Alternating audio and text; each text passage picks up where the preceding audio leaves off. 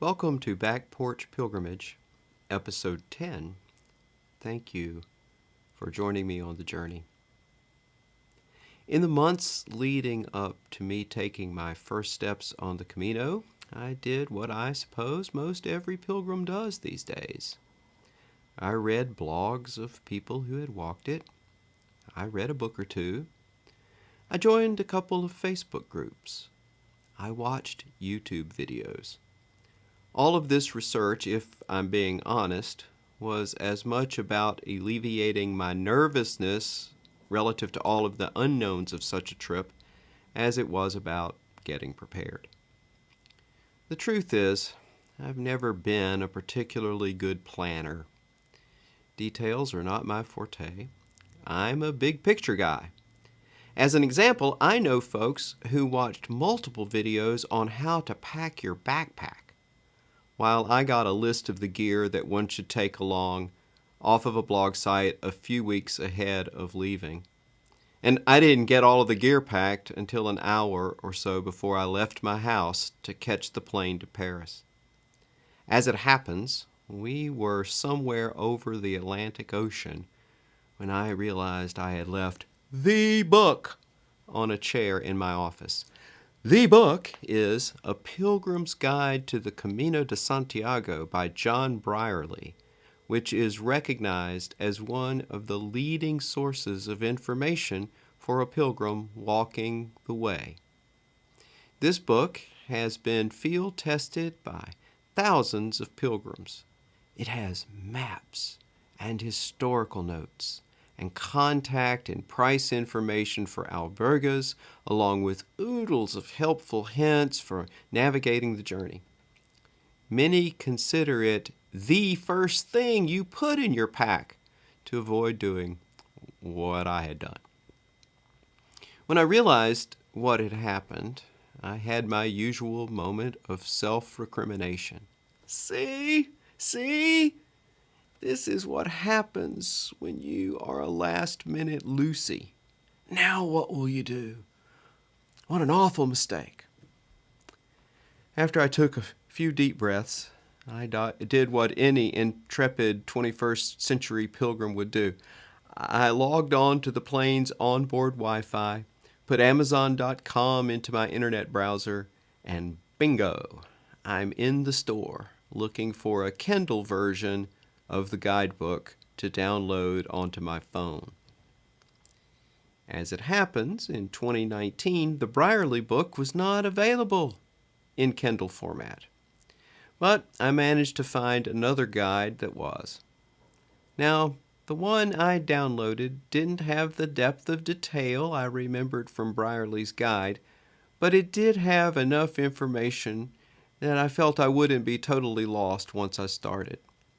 Still, I felt pretty embarrassed about my mistake, and the cranky self-talk was still very much in my head when my friend Jim and I began our walk 30 hours later. But here's an interesting thing. Jim had the book, and we used it exclusively for our 6 days of walking together. And then, after he left the way to return home, nearly every other pilgrim I met on the trail, in coffee shops, albergues, or restaurants had the book as well. And because of the hospitality that exists on the Camino, everyone I asked was more than happy to share their book long enough for me to access a map or check out a phone number. Now, don't get me wrong. The guide I had on my phone was perfectly fine, and I did use it. But for a bit over half of my walk, I was comparing what was in my guidebook with what I could read in the book whenever I'd borrow a copy for a few minutes from a fellow pilgrim. Then, one morning, I was chatting with a guy from South Africa. We had crossed paths a few times.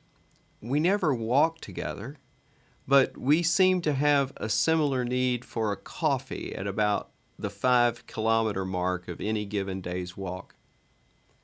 This particular morning, I told him my sad tale of leaving the book back in Wisconsin. He said, "Maybe your lesson here is to ask for what you need and trust the way to give it to you. And while you're at it, you could trust the guidebook you have and trust that you'll see what you need to see, meet who you need to meet, and do what you need to do. And that will be enough to give you a lifetime of memories. You won't get lost, for long anyway, before you'll find a sign or someone will point you in the right direction. There are plenty of pilgrims who will help you. There's lots of wisdom out here. Just trust it. Oh, and let me pay for your coffee." I walked out of that cafe a little lighter because a fellow pilgrim had offered me some grace that I could not offer myself. He had lightened my burden, and his words helped me let go of a mistake I had made weeks before. I was grateful, and I never saw him again. So, I probably wasn't the most prepared pilgrim ever to walk the way, but I had what I needed because I was in the company of fellow pilgrims who were always willing to share.